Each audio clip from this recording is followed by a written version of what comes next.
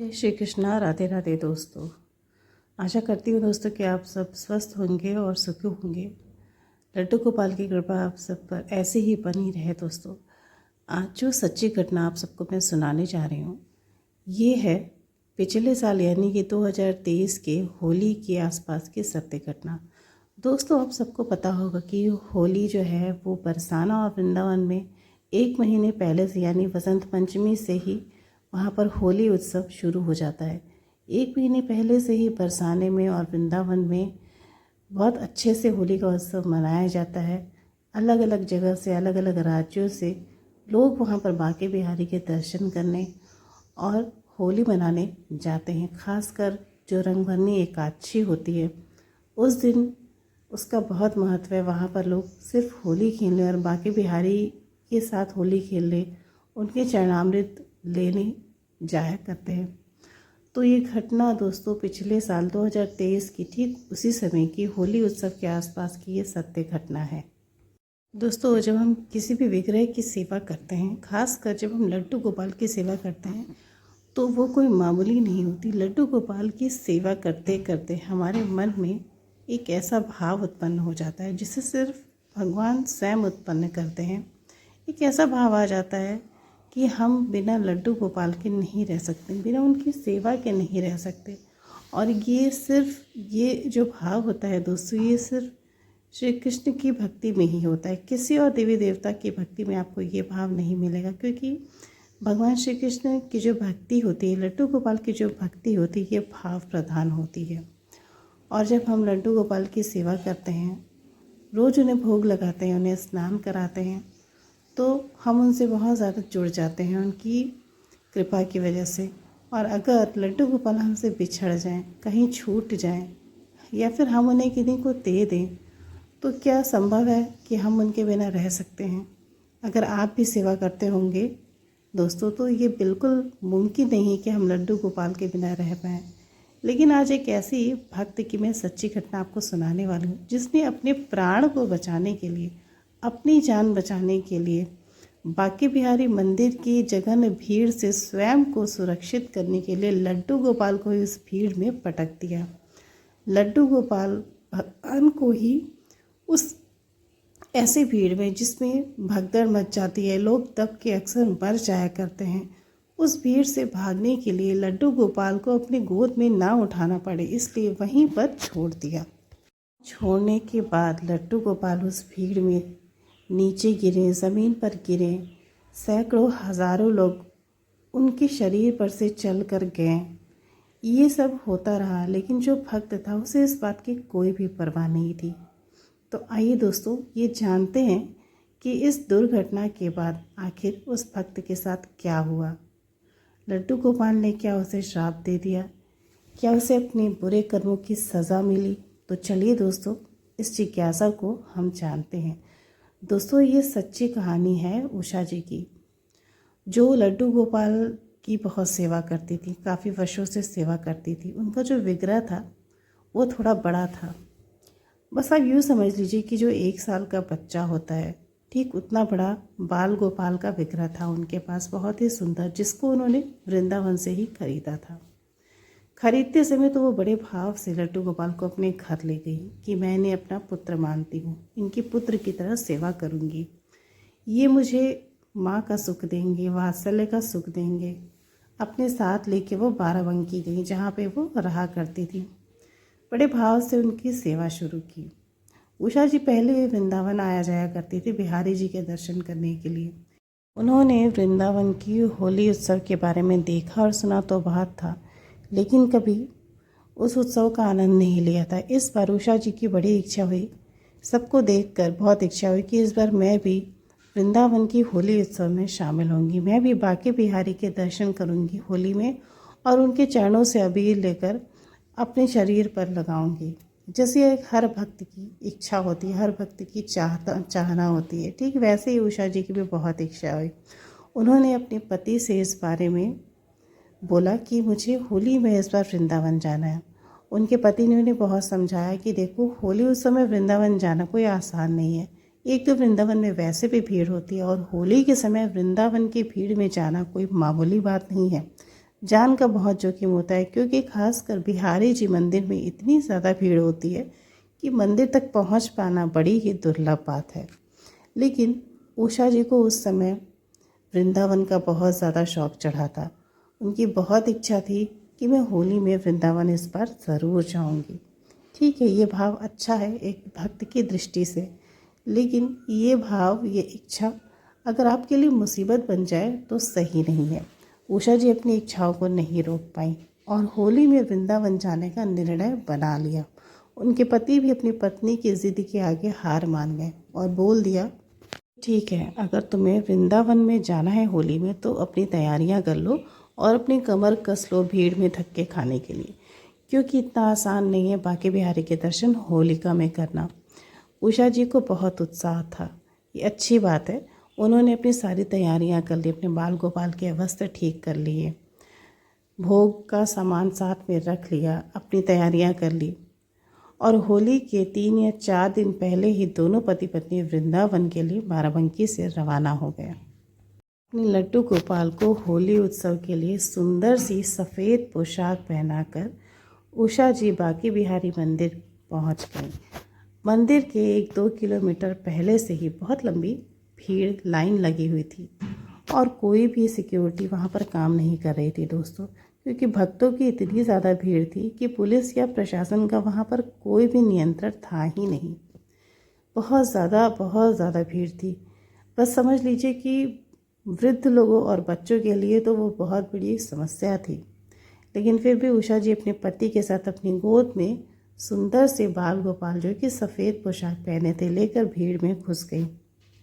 अब धक्के खाते किसी तरह से जब वो मंदिर से कुछ दूरी पर थी, यानी कि मंदिर से 40-50 कदम की दूरी पर थी, तभी भीड़ का एक भयंकर आवेग आया जिसमें करीब 100-150 लोगों का एक झुंड था, एक भीड़ था। वो भीड़ अचानक से उषा जी और उनके पति से टकराई और वो दोनों धक्के खाते खाते इस कदर भीड़ में नीचे गिरकर दबने लगे कि उन्हें समझ में नहीं आया कि वह अपनी जान कैसे बचाएं। उषा जी बिल्कुल घबरा गई, उनकी सांस फूलने लगी, पसीने आने लगे, उनके हाथों से उनका पति का हाथ भी छूट गया। वो घबरा गई कि मेरे पति कहाँ गए। किसी तरह से उन्होंने भीड़ में से अपने आप को उठाया और इधर उधर वो अपने पति को ढूंढने लगी, लेकिन वो कहीं भी नज़र नहीं आ रहे थे। जब वो अपने पति को ढूंढ रही थी तब वो धक्के खाते खाते और इधर उधर गिरने लग रही थी। उन्हें समझ ही नहीं आ रहा था कि मैं अंदर जाऊं या फिर बाहर आऊं। ना तो वो मंदिर की तरफ अंदर जा पा रही थी, ना वो वापस मुड़ के बाहर की तरफ निकल पा रही थी। उनके हाथ में उनके लड्डू गोपाल थे। लड्डू गोपाल को तो उन्होंने वैसे ज़ोर से पकड़ा हुआ था, लेकिन बहुत ज़्यादा भीड़ होने की वजह से दोस्तों उन्हें समझ नहीं आ रहा था कि मैं बचूं कैसे। इधर उधर अपने पति को सर घुमा घुमा कर वो ढूंढ रही थी, कहीं भी वो नज़र नहीं आ रहे थे। उनके पति भी जहाँ पर थे वो भी इन्हें ढूंढ रहे थे कि उषा कहाँ गई, मैं उसे कैसे ढूंढूं, किस तरफ जाऊं, किस गली में जाऊं, किस गेट पर जाऊं, क्योंकि भीड़ की वजह से बांके बिहारी मंदिर का जो रास्ता होता है वो इतना उलझ जाता है कि हमें समझ में नहीं आता कि कौन सा रास्ता अंदर की तरफ जा रहा है और कौन सा बाहर की तरफ आ रहा है। ऐसा ही उषा जी के साथ हुआ। वो भीड़ में बिल्कुल फंस गई, ना वो हिल पा रही थी, ना वो आगे पीछे जा पा रही थी। अचानक से उन्हें ऐसा महसूस हुआ मानो मेरा दम घुट रहा है। उन्हें सांस लेने में तकलीफ़ होने लगी। उनके पति भी कहीं नज़र नहीं आ रहे थे। उन्हें ऐसा लगा मानो मैं अगर अपनी प्राण बचाकर यहाँ से भागी नहीं तो मैं आज यहाँ पर मर जाऊँगी, मेरी मौत इसी भीड़ में हो जाएगी। उषा जी बहुत ज़्यादा परेशान हो गई। अब उन्होंने उसी भीड़ में निर्णय ले लिया कि मुझे दर्शन नहीं करना है, मुझे यहाँ से वापस जाना है। किसी तरह से उन्होंने अपने आप को भीड़ से निकालने की कोशिश की, लेकिन वो नहीं निकल पाई। अंत में उन्होंने अपने प्राण बचाकर वहाँ लड्डू गोपाल के विग्रह को हाथ से छोड़ दिया। लड्डू गोपाल उनके हाथ से छूटकर नीचे गिर गए। गिरने के बाद वो भीड़ उनके ऊपर से चलकर जाने लगी। भीड़ में भी किसी ने नहीं देखा कि ज़मीन पर बाल गोपाल का विग्रह गिरा है। उषा जी को अब लड्डू गोपाल याद नहीं रहे। उन्हें सिर्फ अपनी जाती हुई ज़िंदगी नज़र आई कि अब मैं अगर इस भीड़ से नहीं निकली तो मैं नहीं बचूंगी। उस समय उन्होंने बाल गोपाल का आश्रय छोड़ दिया। दोस्तों, हम हमेशा तो भगवान की सेवा करते हैं, लेकिन जब हम पर संकट आता है तब हम भगवान को क्यों भूल जाते हैं। आखिर उषा जी तो लड्डू गोपाल को अपना पुत्र मानती थी, वो तो उनकी बहुत सेवा करती थी। बड़े चाव से वो वृंदावन से लड्डू गोपाल को ले गई थी। इतनी सेवा इतनी भक्ति करने के बाद जब वो उस भीड़ में फंसी तो फिर उन्होंने भगवान का आश्रय क्यों छोड़ दिया। उन्हें उस समय लड्डू गोपाल का आश्रय नज़र क्यों नहीं आया कि भगवान कभी भी मुझे संकट में छोड़ नहीं सकते, चाहे कुछ भी हो जाए। इस समस्या से, इस भावर से, इस भीड़ से मेरे बाल गोपाल मुझे ज़रूर निकालेंगे। और दोस्तों, मैं तो कहती हूँ कि अगर भगवान के लिए हमारे प्राण भी चले जाए ना, तो इससे बड़ी सौभाग्य की बात एक भक्त के लिए और हो ही नहीं सकती। तो ये बात एक भक्त को कभी भी आजीवन नहीं भूलनी चाहिए कि अगर हमने एक बार भगवान का आश्रय लिया, भगवान का दामन पकड़ा, तो चाहे कुछ भी हो जाए, भगवान अपने भक्त की रक्षा के लिए ज़रूर आएंगे और ज़रूर आएंगे। ये बात उस समय उषा जी भूल गई और उन्होंने अपनी जान बचाने की सोची। नन्हे प्यारे लड्डू गोपाल को वहीं पर छोड़ दिया। लड्डू गोपाल तो भीड़ में गिर गए और उषा जी किसी तरह से उस भीड़ से बाहर निकल गई। भीड़ से बाहर निकलते ही उन्होंने चैन की सांस ली कि चलो मैं बच गई। भगवान की बड़ी कृपा थी कि मेरी जान बच गई। उषा जी की जान बच गई, इसलिए उन्होंने भगवान को धन्यवाद किया। लेकिन दोस्तों, उन्हें ये तो याद ही नहीं था कि जिसके दर्शन करने वो अंदर भीड़ में अपने प्राण को जोखिम में डाल कर गई थी, वो तो वहीं पर छूट गए। उन्हें अपने लड्डू गोपाल तो याद ही नहीं थे। वहाँ से निकली तो उनके पति भी बाहर ही उन्हें मिल गए। वो और प्रसन्न हो गई कि चलो मेरे पति भी मुझे मिल गए, ढूंढना नहीं पड़ा। दोनों पति पत्नी वहाँ से निकल कर बाहर चले गए। लड्डू गोपाल कहाँ गए, दोनों में से किसी को याद भी नहीं था। मंदिर के प्रांगण से निकलने के बाद वो दोनों अपने उस होटल में जहाँ पे वे रुके थे, उन्होंने भोजन वगैरह किया और रात में सोने के लिए चले गए। जब उषा जी रात में सोने गई तब उन्हें ध्यान आया कि मैंने अपने बाल गोपाल को रात्रि का भोग नहीं दिया। लेकिन भोग देती भी तो कैसे। उषा ने तो भीड़ से लड्डू गोपाल को ले ही नहीं आया था। और तब उषा अपना हाथ को सर पे रख लेती है और बड़े ही पछतावे के साथ अपने पति से बोलती है कि अरे, हमने लड्डू गोपाल को तो मंदिर से लाया ही नहीं अपने साथ। मेरे लड्डू गोपाल कहाँ चले गए मेरे हाथ से छूटकर। मुझे तो याद भी नहीं कि लड्डू गोपाल मेरे हाथ से कैसे गिरे। उनके पति ने उनसे बहुत पूछा कि तुम याद है कि तुमने उन्हें कहाँ छोड़ा था, कहाँ गिराया था। लेकिन उषा को उस समय कुछ भी ध्यान नहीं था, क्योंकि उषा को सिर्फ वही भीड़ याद थी जिसमें उसने अपनी जान बचाई थी। उसके आगे उषा को कुछ समझ में नहीं आ रहा था, कुछ भी नहीं याद था। दोनों पति पत्नी अगले दिन वहाँ जाकर लड्डू गोपाल को ढूंढते हैं रात में भोर में, लेकिन बाल गोपाल कहीं भी नज़र नहीं आते। अब उषा जी की ये स्थिति बहुत बिगड़ जाती है कि मुझसे अपराध हो गया, मुझसे पाप हो गया, मैंने लड्डू गोपाल को छोड़ दिया। लेकिन दोस्तों, ये तो होनी थी जो कि हो चुकी थी, उससे बदला नहीं जा सकता था। 2-4 दिन और बीत गया, बहुत ढूंढा लेकिन लड्डू गोपाल नहीं मिले। वो दिन आ गया जब उषा को वृंदावन से वापस अपने घर जाना था। उषा जी अपने पति के साथ वृंदावन से वापस अपने घर चली गईं। बहुत उदास थी, दुखी थी, क्योंकि उनके लड्डू गोपाल उनके पास नहीं थे। और सबसे बड़ी अफसोस की बात तो ये थी कि उन्हें अपराध का बोध हो रहा था कि मैंने बहुत बड़ा अपराध कर दिया है, मैंने पाप कर दिया है। लेकिन अब उस पाप को सुधारा नहीं जा सकता था, क्योंकि वो हो चुका था। समय रहते जो गलती हो गई उसे हमेशा तो कभी भी तो हम सुधार नहीं सकते, हमें तो उसका फल ही भोगना होता है। तो उषा जी अपनी डेली की दिनचर्या में लग गई। अब रोज़ रोज़ उन्हें अपने लड्डू गोपाल की याद आने लगी कि मेरे लड्डू गोपाल कहाँ होंगे, किस स्थिति में होंगे, भगवान मुझे कभी इसके लिए क्षमा नहीं करेंगे। वो रोज़ प्रभु से प्रार्थना करती कि प्रभु मेरी गलती को क्षमा कर दो और मेरे लड्डू गोपाल को मेरे पास पहुंचा दो, क्योंकि तुम तो सब जानते हो वो कहाँ हैं, कैसे हैं, मुझे कुछ भी नहीं पता। कृपा करो और मेरे लड्डू गोपाल मुझे वापस लौटा दो। दोस्तों, भगवान ना बड़े कृपालु होते हैं। उन्हें अपने भक्त पर इतनी दया आती है, इतना स्नेह, इतना अटूट संबंध है उनका अपने भक्त के साथ कि वो अपने भक्त की आंखों का आंसू नहीं देख पाते। ये बात बिल्कुल सत्य है। अगर भक्त सच्चे हृदय से उनके सामने एक आंसू भी छलकाता है तो उस आंसू के लिए भगवान स्वयं बिकने के लिए तैयार होते हैं। और हमारे भगवान श्री कृष्ण, श्रीमती राधा रानी, वो तो परम दयालु हैं। भगवान ने उषा की सुन ली। कुछ महीनों के बाद 2-4 महीने बीत गए थे। उसके बाद की बात है, उषा जी बताती हैं कि मैं अपने पति के साथ बाज़ार गई थी कुछ सामान लेने के लिए। तभी मेरे सामने रिक्शे पे बैठकर एक औरत जा रही थी जिसके हाथ में लड्डू गोपाल थे।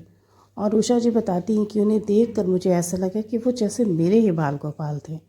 और उषा जी जो भी काम कर रही थी वो सब छोड़कर तुरंत उस रिक्शा के पीछे गईं, ये देखने के लिए कि वो मेरे लड्डू गोपाल होंगे तो मैं उनसे अपने बाल गोपाल को मांग लूँगी।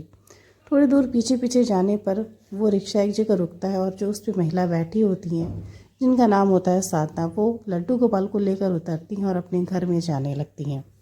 उषा भी उनके पीछे पीछे जाती है। वो उस घर के दरवाजे पर पहुंचती है और सच में वो देखती हैं तो उनके हाथ में उषा के ही लड्डू गोपाल रहते हैं।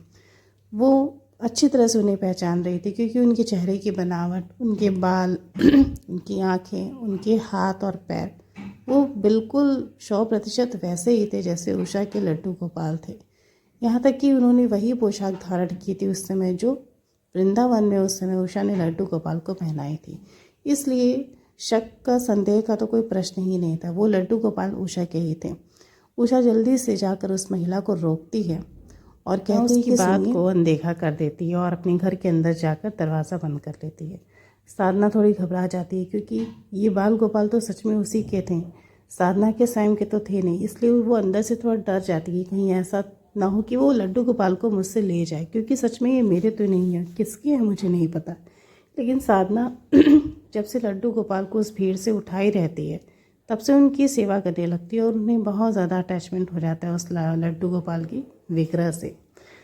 अब वो बाल गोपाल से बार प्रार्थना करने लगती है कि प्रभु आप मेरे पास से कभी मत जाइएगा, मुझे हमेशा आपकी सेवा करनी है। जब से आप मुझे मिले हैं मेरे जीवन में बहुत सारे परिवर्तन होने लगे हैं। दोस्तों, हुआ ये था कि जब उषा के हाथ से वृंदावन में लड्डू गोपाल गिरे थे तो उसी समय भीड़ के कम होने के बाद साधना को लड्डू गोपाल ज़मीन पर गिरे दिखे और साधना उन्हें उठाए बिना नहीं रह पाई। जैसे ही वो गोद में लड्डू गोपाल को उठाई उसके मन में बड़ा भाव आया। बहुत ही सुंदर और मनमोहक लगे लड्डू गोपाल उसे, और उस विग्रह को वहाँ छोड़ने का तो प्रश्न ही नहीं था। बहुत लोगों से पूछा लेकिन वो किसी के नहीं थे। तो साधना के मन में ऐसा भाव आया जैसे भगवान स्वयं उसके पास चल कर आए हैं, और साधना ने लड्डू गोपाल का विग्रह अपने साथ अपने घर ले आया, उनकी सेवा करने लगी। और लड्डू गोपाल की सेवा करते ही धीरे धीरे उसके दिन परिवर्तित होने लगे। साधना का एक बेटा था जो कि 5 वर्ष का था। वो अपाहिज था, काफ़ी वर्ष से वो बिस्तर पे पड़ा हुआ था, ना तो चल पाता था ना कोई काम कर पाता था, उसे आंखों से भी साफ दिखाई नहीं देता था। इसलिए साधना उसे कभी भी स्कूल नहीं भेजती थी। वो जब से पैदा हुआ था बीमार ही रहता था, लेकिन लड्डू गोपाल के आने के बाद से धीरे धीरे उसके बेटे कृष्णा की तबीयत अब कुछ ठीक होने लगी थी। इसलिए साधना लड्डू गोपाल से और ज़्यादा जुड़ गई थी, लड्डू गोपाल को अपने प्राण मानने लगी थी, क्योंकि उनके आने के बाद साधना के जीवन में बहुत सारे चमत्कार होने लगे थे। बेटे कृष्णा की आँखों से अब साफ साफ दिखाई देने लगा था, वो ठीक से बोलने लगा था, बस अब उसे दिक्कत थी तो थोड़ी थोड़ी चलने में। साधना लड्डू गोपाल की खूब सेवा करने लगी थी, लेकिन जब उषा उनका विग्रह मांगने के लिए आई, उनसे बोला कि देखिए ये विग्रह मेरा है और मैं इस विग्रह के लिए बहुत ज़्यादा परेशान हूँ, मैं बहुत महीनों से इन्हें ढूंढ रही हूँ। ये विग्रह मेरे प्राण हैं जो मुझसे बांके बिहारी मंदिर में ही छूट गए थे। कृपा करके आप मेरे लड्डू गोपाल को मुझे दे दीजिए, मैं इनके बिना नहीं जी सकती हूँ। भगवान ने शायद मुझे आपके पास पहुँचाया है और आप मेरे लड्डू गोपाल का विग्रह मुझे वापस दे दीजिए। साधना डर जाती कि अब मुझे लड्डू गोपाल को वापस देना पड़ेगा, जो मैं नहीं कर सकती। इसलिए वो डर की वजह से लड्डू गोपाल को लेकर अपने घर के अंदर वाले कमरे में चली जाती है। उषा को गुस्सा आता है कि मुझे मेरे लड्डू गोपाल चाहिए, जब मुझे पता है कि वो मेरे हैं तो मैं तो उन्हें वापस लेकर ही जाऊंगी। उषा उनके पीछे पीछे अंदर घुस जाती है और अंदर जाकर जो दृश्य वो देखती है वो देखकर आश्चर्यचकित रह जाती है।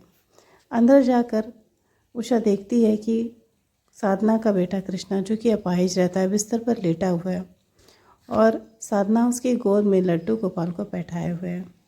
कृष्णा बड़े प्यार से लड्डू गोपाल से बातें करता है, उनके लिए रोता है, उनके साथ हंसता खेलता है।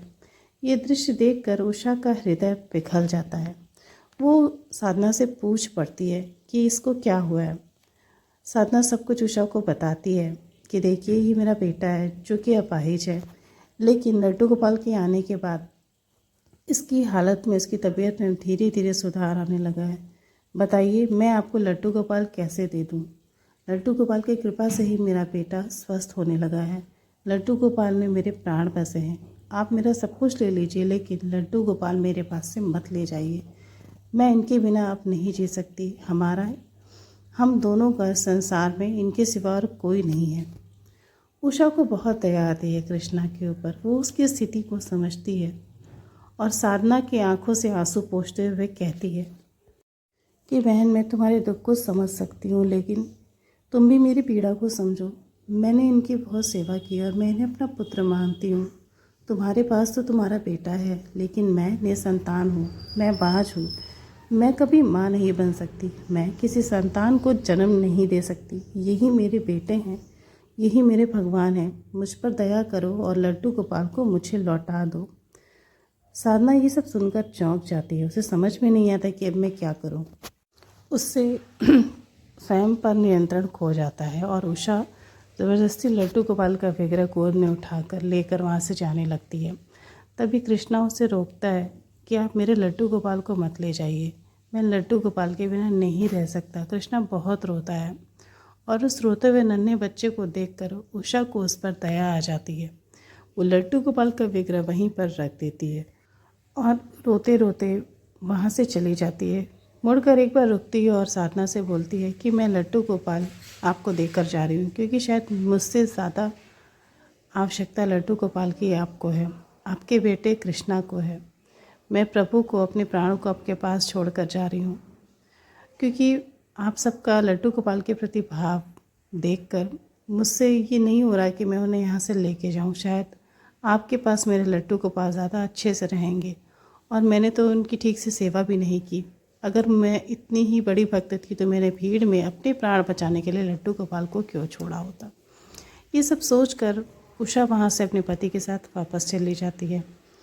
लेकिन वापस जाने के बाद उषा के जीवन में एक ऐसा परिवर्तन होता है जिसको सुनकर आपको भरोसा भी नहीं होगा। उषा, जो काफ़ी वर्षों से माँ नहीं बन पा रही थी, उसे हमेशा इस बात का दुख था कि मैं बाँझ हूँ, मुझे संतान नहीं हो सकती। एक दिन अचानक से उषा को पता चलता है कि वो गर्भवती है और इस बात पर उससे भरोसा ही नहीं होता। ये उसके लिए बहुत बड़ी आश्चर्यजनक बात थी। वो खुशी से झूम उठती है कि जिसके बारे में उषा कभी सपने में भी नहीं सोच सकती थी, माँ बनने के बारे में, संतान को जन्म देने के बारे में। वो सुख, वो खुशी उसे लड्डू को पालने देती। कुछ दिन बाद उषा को एक प्यारा सा पुत्र पैदा होता है, एक बेटे को जन्म देती है। उसे माँ का वात्सल्य का सुख मिलता है। उसे बार बार अभी भी अपने लड्डू गोपाल की याद आती है। वो मन ही मन अपने बाल गोपाल को बहुत धन्यवाद बोलती है और एक दिन अपने बच्चे को लेकर साधना के घर जाती है अपने लड्डू गोपाल से मिलने। वो देखती है सब कुछ परिवर्तित हो चुका था। कृष्णा, जो हमेशा बिस्तर पर लेटा रहता था, वो पूरी तरह से ठीक हो गया था, चलता फिरता था और दोनों माँ बेटे लड्डू गोपाल की बहुत सेवा करते थे। उषा उन सबसे मिलती है, अपने लड्डू गोपाल से मिलती है और उन्हें बहुत धन्यवाद बोलती है। उषा का जीवन पूरी तरह से बदल जाता है क्योंकि वो माँ बन जाती है। उषा जी बताती हैं कि मैंने कभी सपने में भी नहीं सोचा था कि मैं कभी माँ बन पाऊँगी। मुझे हमेशा बाँझ होने के ताने सुनने पड़ते थे, लेकिन वो बताती हैं कि भगवान ऐसे ऐसे नाटक की, ऐसी ऐसी लीला की रचना करते हैं दोस्तों, जिसकी हम कल्पना भी नहीं कर सकते थे।